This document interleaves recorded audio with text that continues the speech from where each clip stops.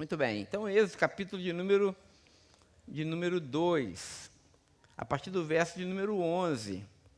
A palavra do Senhor diz assim: naqueles dias, sendo Moisés já homem feito, saiu para visitar os seus irmãos e viu o trabalho pesado que faziam. Viu também que certo egípcio espancava um hebreu, um do seu povo.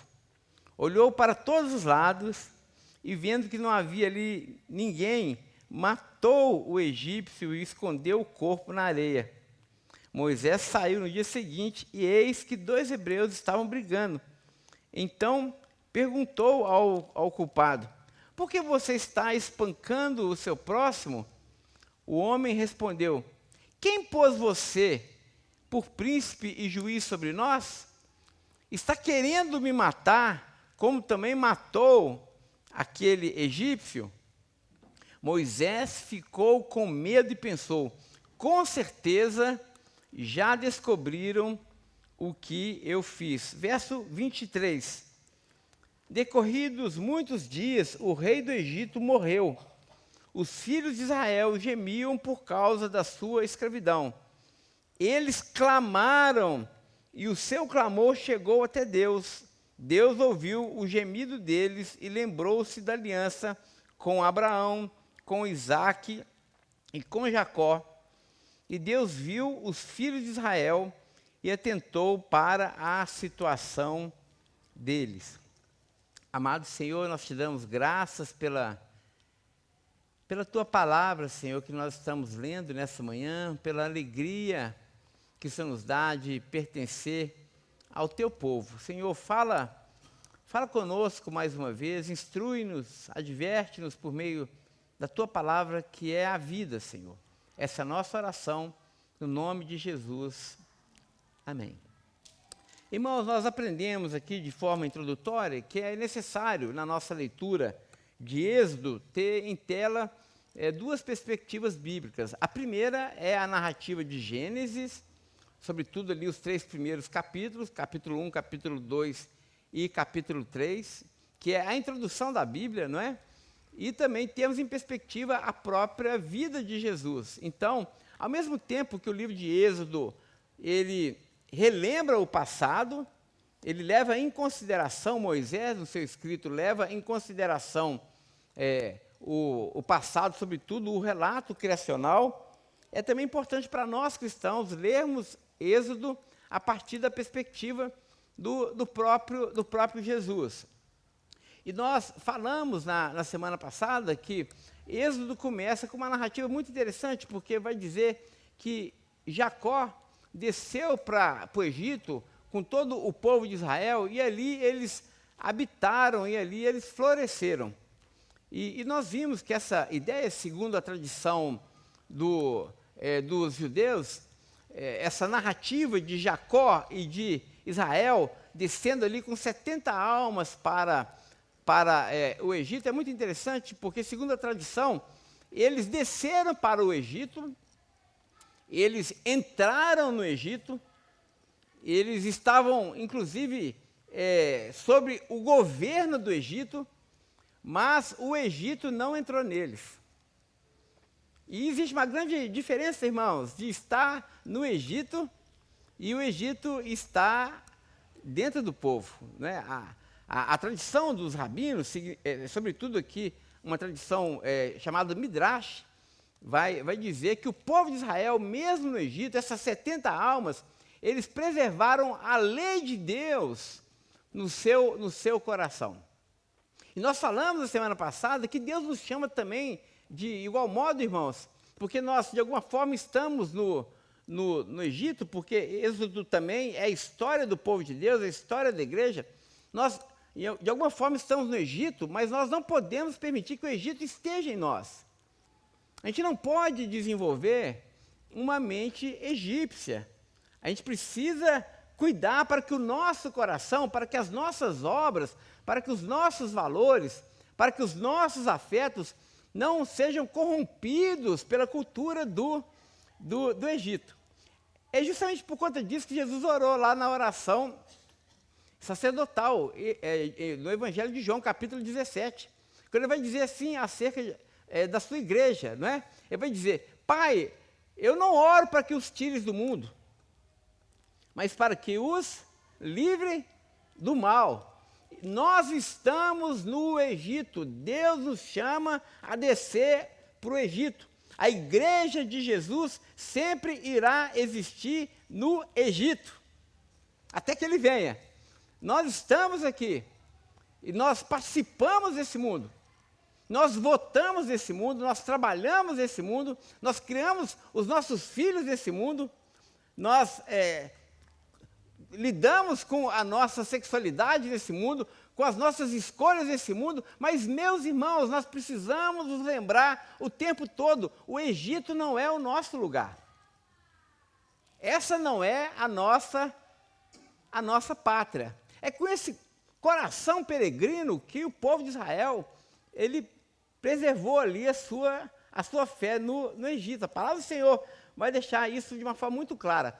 E é muito claro também essa conexão com Gênesis, quando o capítulo 1 vai dizer assim, que o povo de Israel estava em Gozém, que é uma terra fértil do Egito, e ali eles cresceram e se multiplicaram. Depois você lê isso aí em Êxodo, capítulo 1.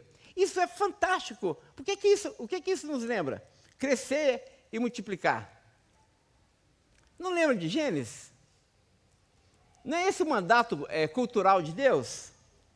Quando Deus cria o homem, cria a mulher, estabelece o primeiro casamento, qual que é a ordem que ele dá para Adão e para Eva? Cresçam e se multipliquem. Não é essa a bênção de Deus? A bênção da multiplicação? A bênção da fecundidade?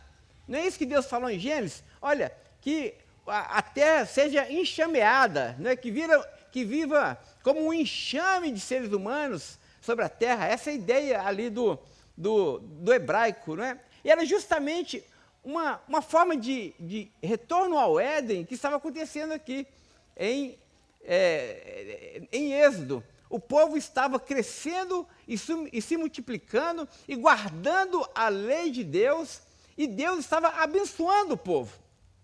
Porque, meus irmãos, quando nós guardamos a lei de Deus no nosso coração, a bênção do Senhor vem sobre nós. A prosperidade do Senhor vem sobre o seu povo. Quando nós somos fiéis ao Senhor, existe uma promessa de bênção e de fecundidade e de alegria e de paz e de unidade e de prosperidade bíblica, que não tem muita ressonância com prosperidade material. Eu não estou dizendo aqui que se você é crente, você tem que andar com o carro do ano e ter uma casa na praia. Não, absolutamente. Estou falando da prosperidade bíblica, que tem a ver com felicidade, com alegria, com destemor, como nós cantamos aqui, né? A gente poder olhar para a vida e acordar de manhã e agradecer ao Senhor pelo sol que a cada dia brilha. Isso é prosperidade, gente. Isso é prosperidade, a alegria de você poder amar, de você ser amado, de você pertencer, e você saber também que as pessoas pertencem ali ao seu coração, de que você está dentro do coração das pessoas, as pessoas estão dentro do seu coração. Isso é prosperidade. E o povo de Israel, essas 70 almas e depois essa multiplicação dessas almas, porque Jacó morreu, e 70 pessoas morreram, mas o povo se multiplicou. Isso é fantástico, isso é a prosperidade, a bênção de Deus. Mas se você ler o capítulo 1, você vai ver a cultura egípcia, que tem um paralelo forte com a serpente no Éden, em ação.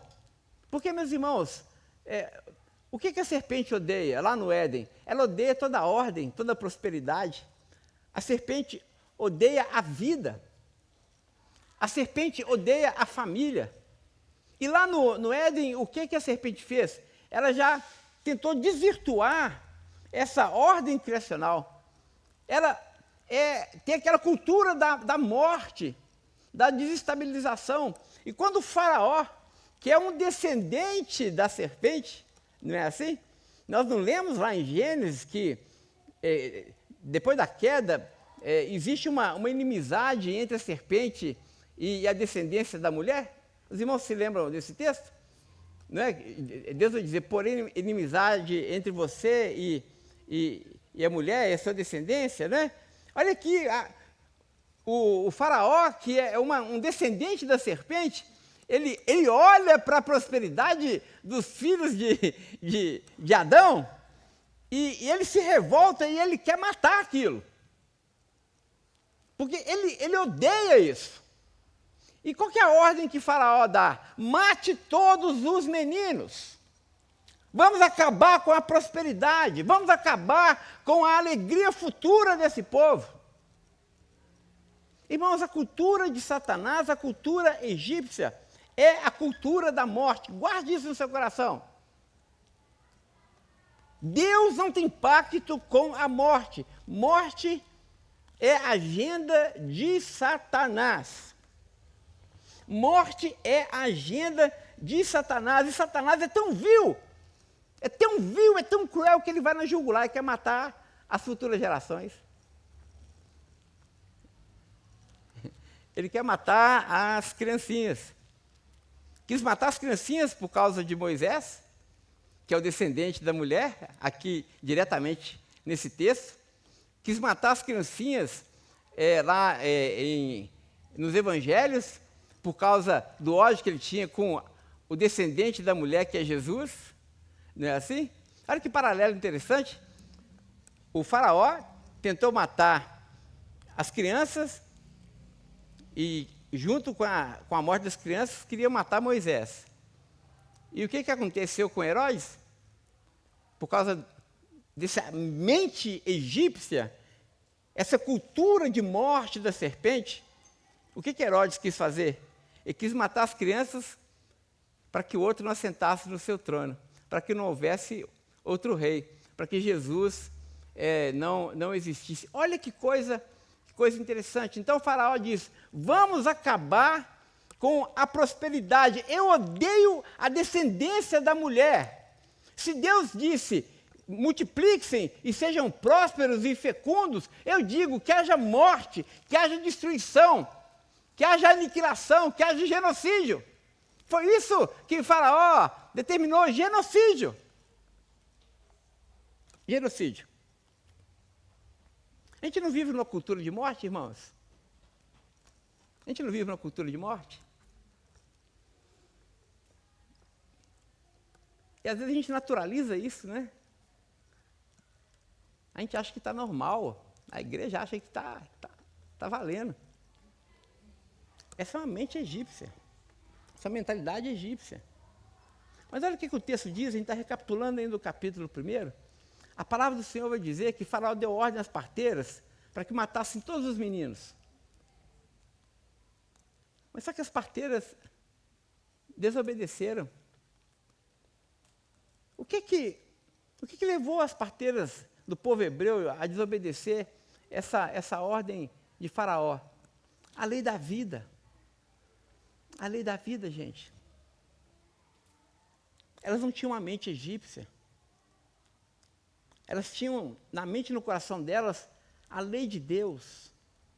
E mais para frente, no capítulo 2, a gente vai ver que a mãe de Moisés, né, um homem e uma mulher, um homem da casa de Levi, ele se casou com uma mulher e teve ali um filho.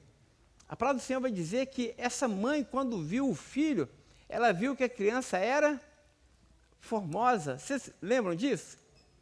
Né? E essa expressão hebraica, a mãe de Moisés, ele não tinha esse nome ainda, né? Mas a mãe da criança olhou para aquela criança e viu que essa criança era formosa. Essa expressão hebraica é justamente assim.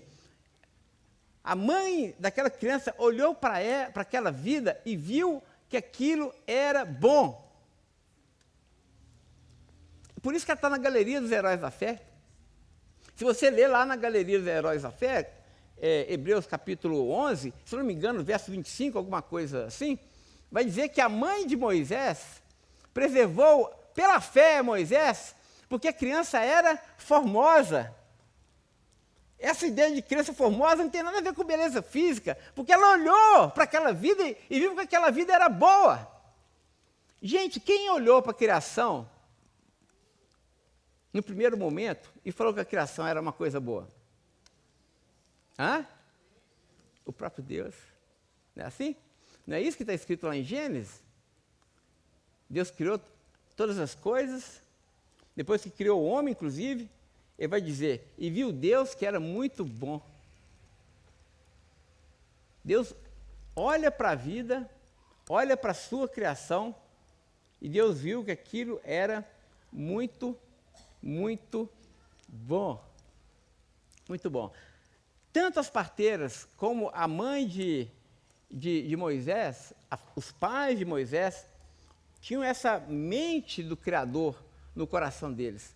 Eles olharam para a vida e viram a bondade na vida. E, irmãos, aqui um parêntese para nós, né? Algo muito, muito importante para nós.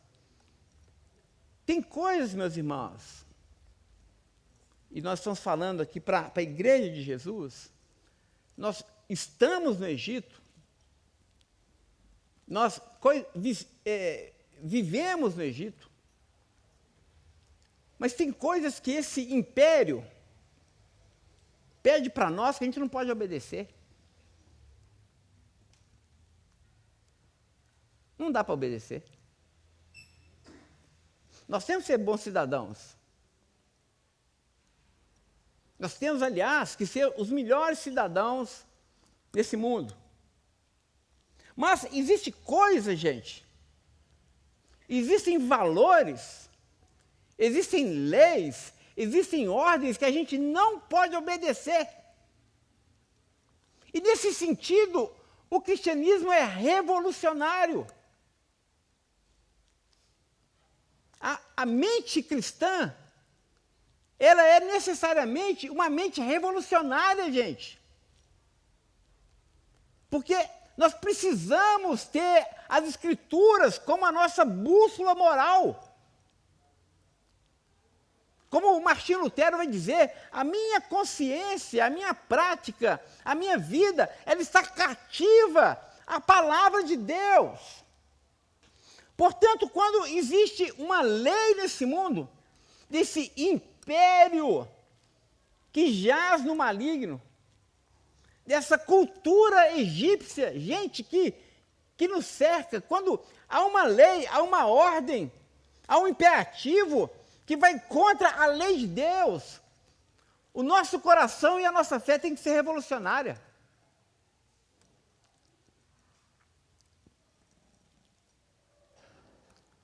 A gente não pode aceitar. As parteiras não aceitaram. Na cultura egípcia era comum matar criança. Era comum, os egípcios achavam que isso era comum. Isso era projeto de governo. É claro que não tinha, né? Mas se tivesse lá um parlamento, o parlamento aprovou. E se o parlamento aprovou, a gente agora pode... Está legal. Só que nós, cristãos, entendemos que nem tudo que é legal, nem tudo que a lei ampara é moral. Nem tudo que a lei diz que é bom, nós dizemos que é bom. Como eu disse, a nossa bússola moral, a nossa fé, não está cativada pela lei desse mundo, mas pela lei do próprio Deus. Então, se a cultura desse mundo diz, mate as crianças, o cristão não pode naturalizar isso e dizer, não, então a gente pode matar as crianças.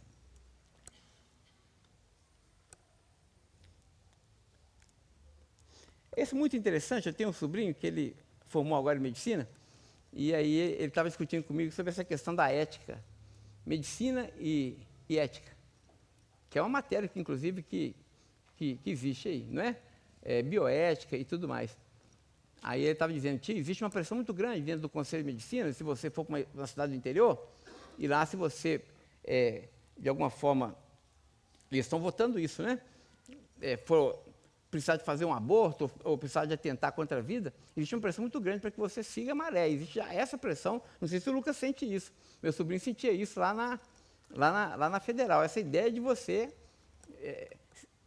naturalizar a prática do aborto, né? eu estava assistindo uma série muito interessante, chama The Pitt, que é uma série médica americana, está na HBO. E aí é justamente isso. Dentro dessa série, eles naturalizaram o aborto assim como sendo algo da prática comum e corriqueira dos médicos. Os médicos têm que matar, sobretudo se é uma gravidez de um adolescente que vai atrapalhar a vida dela, né? E tudo mais. Então extermine a vida.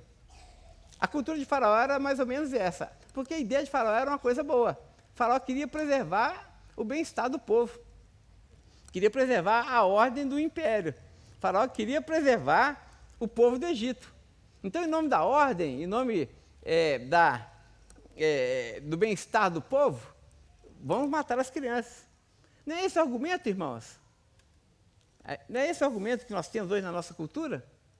Não é assim? Direitos reprodutivos da mulher, que é um eufemismo para assassinar uma criança no ventre? Irmãos, isso não pode ser natural para nós, não. Isso não pode ser natural para nós. Porque lá no Jardim do Éden, essa já era a cultura da serpente. Mate! Se Deus está mandando prosperar, se Deus está dizendo haja vida, se Deus está ordenando multipliquem-se, a cultura da serpente é mate. É uma cultura tão covarde porque mata as crianças. A gente não pode achar que o aborto é algo natural, gente. A nossa mente precisa entender isso. O povo de Deus é o povo da vida. O povo de Deus sempre estará ao lado da vida. Eu acho assim o professor de português está aqui, vai me ajudar, né? Mas é pleonasmo, ou não sei como é que a gente diz isso no português, mas quando você diz assim, cristão é pró-vida, para mim é uma redundância. É uma redundância. O cristão sempre tem que ser pró-vida. Amém? E nesse sentido, a nossa mentalidade, a nossa cultura, a nossa fé é revolucionária. É revolucionária. Nós sempre estaremos do lado da vida. Mas olha só que coisa interessante, irmãos, nós temos que tomar cuidado com isso, porque olha só Moisés. Moisés, quando viu a injustiça, e existia de fato uma injustiça ali no povo de Deus, né? Faraó estava oprimindo o povo, Faraó estava matando as crianças, Faraó estava escravizando e fazendo com que o povo trabalhasse, não a escala 6x1, mas a escala 7x7, não é isso? 24 horas. Quem está reclamando, né? Faraó era 7x7, o povo trabalhava debaixo do chicote. É a mentalidade do império, né? É o capitalismo, né? Assim? A cultura do capeta que explora o trabalhador. O povo viu aquela exploração, o povo viu aquela injustiça, né? E aquilo foi gerando mal-estar no povo, e Moisés viu aquilo. Viu aquela injustiça, e aquilo revoltou o coração de Moisés, assim como estava causando revolta no coração do povo. Aí o que Moisés fez? Moisés falou assim, já que a cultura é a cultura da morte, eu vou responder com o quê? Com morte também. Não foi isso que está nessa Bíblia? Moisés viu um egípcio espancando um hebreu. Eu achei interessante que o texto diz assim, que ele olhou para um lado, para o outro, né? Para ver se ninguém estava vendo.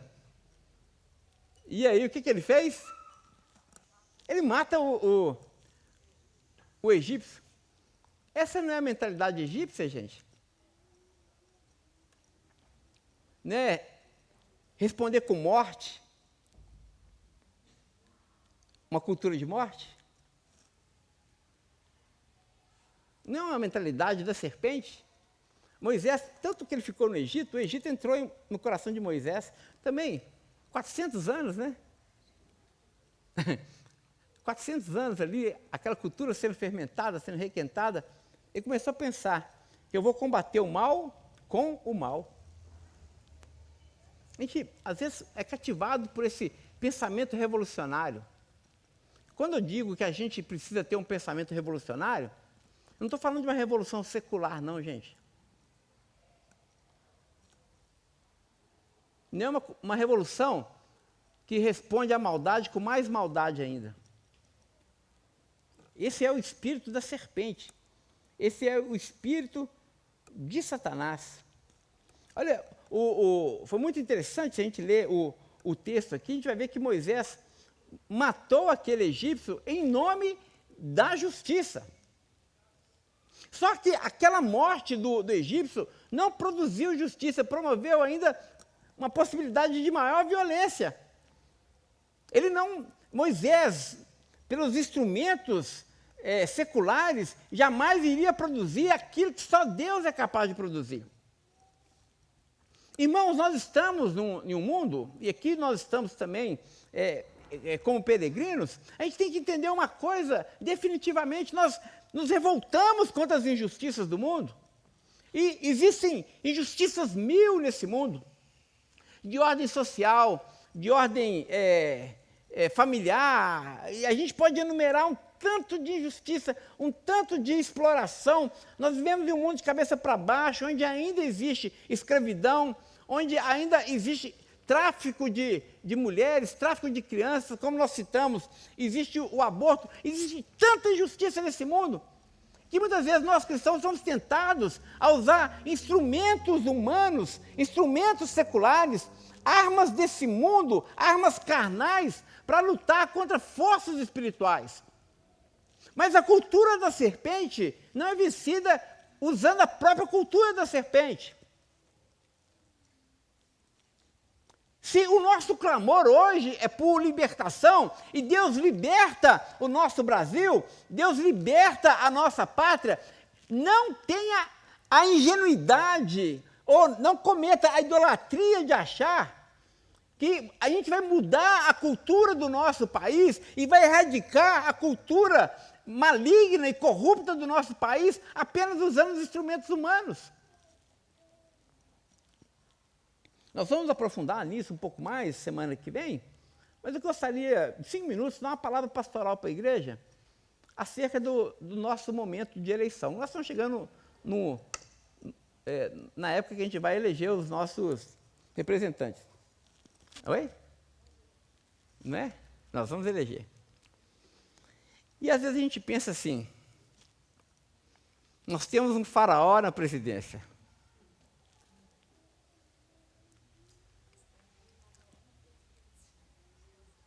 Por favor, só estou falando o pensamento, né?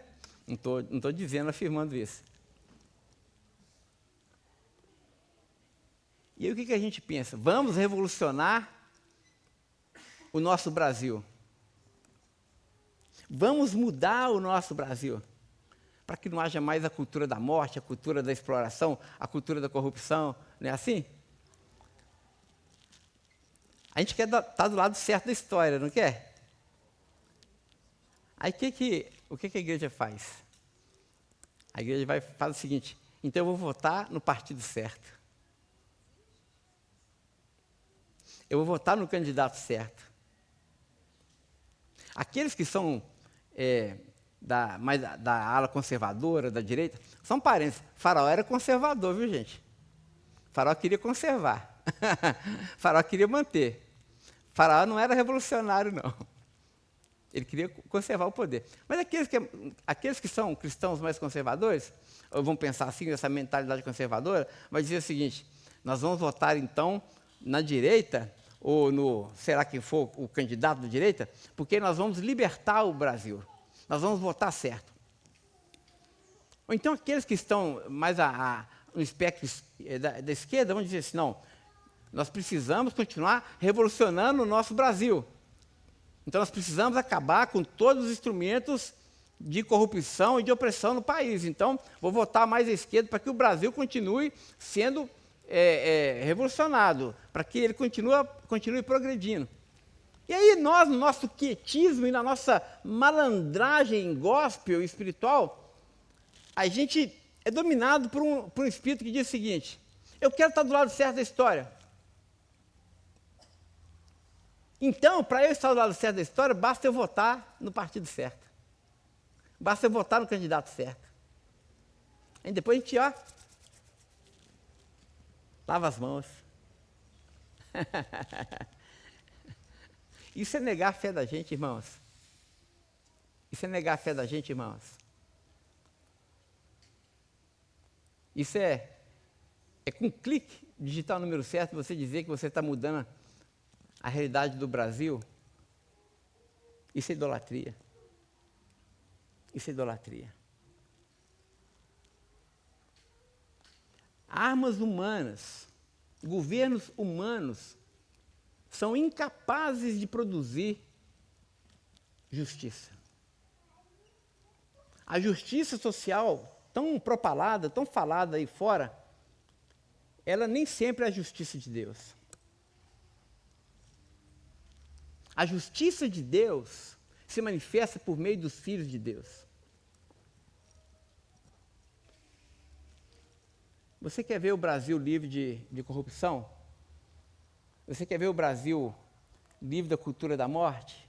Você quer ver o Brasil sendo um país mais justo e mais igualitário, mais bom para todos? Todos nós queremos. Se você quer, viva isso. Se a igreja quer, a igreja precisa viver isso. Nós precisamos fazer isso. Não basta se rebelar contra a exploração dos empregados, e são explorados mesmo. A gente precisa começar a pagar, nós que podemos pagar, uma diarista que seja, pagar melhor. Porque senão, ó, é papo, é cultura egípcia. Não basta apenas dizer, eu sou pró-vida, é mesmo, é pró-vida mesmo. Mas você está vendo, aquela criança lá que você sabe que está abandonada, está precisando de um socorro, e você tem 500 sapatos, o que você faz, miserável, com 500 sapatos?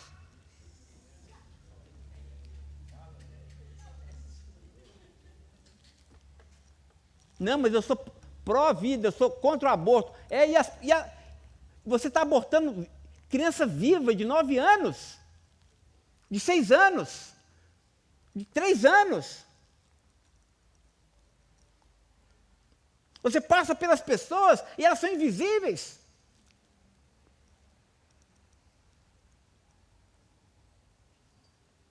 Isso é cultura do Egito, irmãos.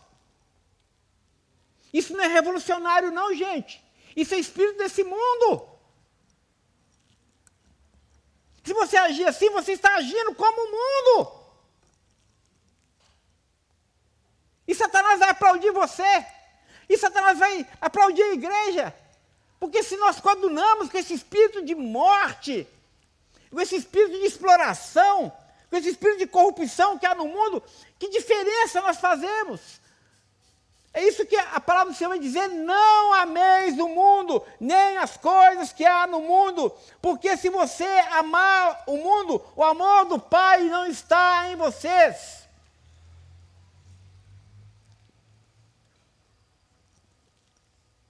Moisés achou que ele poderia resolver o problema da corrupção usando armas malignas também. É fácil, vou matar um e pronto.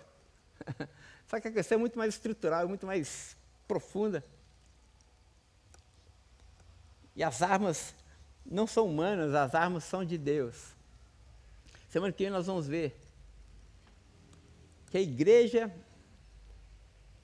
cheia do Espírito, cheia do poder de Deus, como aquela sarça estava ali no deserto.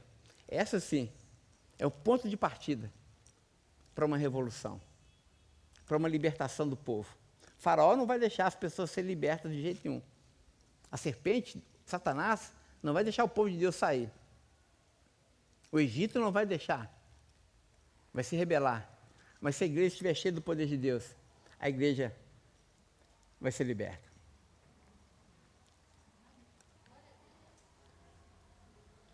A vida vai dar lugar para a morte. Aliás, a morte vai dar lugar para a vida.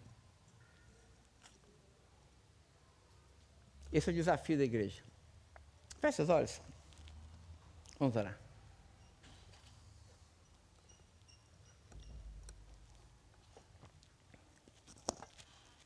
te damos graças, Senhor, por mais uma manhã de estudo, esse percurso que o Senhor está nos levando como igreja. Ó Senhor, e nós não queremos a cultura do Egito em nós, entre nós não queremos, Senhor. Essa mente maligna da serpente que produz morte, não faz parte da tua vida, Senhor. A tua palavra é que nós possamos crescer e multiplicar e dar frutos. O Senhor está do lado da vida e nós queremos estar também, Senhor. Ó Deus, nos conduza com esse espírito, conduza a Betel a essa maturidade, a esse entendimento. Assim nós oramos, Senhor, no nome de Jesus. E assim que a graça do Senhor Jesus, o grande amor de Deus, o nosso bondoso Pai, e a doce consolação que vem do Teu Santo Espírito, seja com todo o Seu povo espalhado por toda a terra, hoje e sempre.